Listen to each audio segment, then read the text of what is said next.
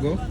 Wagwan beautiful people, Brian Silways with another episode of the WordPress. Na leo niko na nani? Kuna Fani Msudi mwenyewe. Fani Msudi, yeah. Amazing. Sasa Fani Msudi nataka nikupatie hii album ya spoken word, na hii album ni worth 1,000 shillings. But nitakupea ukipata maswali zangu mbili. Okay. Sawa? So on a scale of 1 to 5, how often do you listen to spoken word poetry? Maybe let me say 3. 3? Yeah. Who is your favorite spoken word artist in Kenya or the whole world? I can say King Kaka. King Kaka. Yeah. Amazing. Sasa nitakupatia line, si ndio? Yeah. Sawa. Afande with or without uniform sare kujudge my youth hata kama wamedress to kill.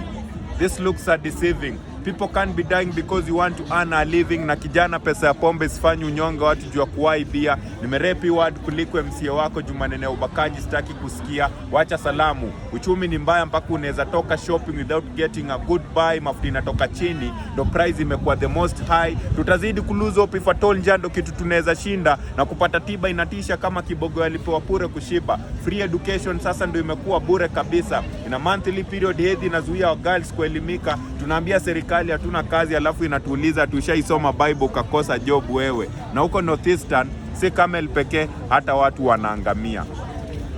The name of the song and the name of the artist. Hii ni yako hii. Haina shida lakini the name of the artist ni King Kaka.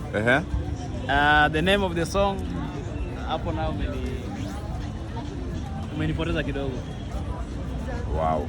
Incorrect. Welcome and see another potential loser. The name of the song is called Tuwajibike. The name of artist is called Brian Silways, and the song is here number 1. So wow. Yeah, no, don't worry. Thank you though, but promise people that you'll be listening to more spoken word poetry and you will engage with spoken word poetry. Yeah, okay guys, I'll be listening to spoken words poetry.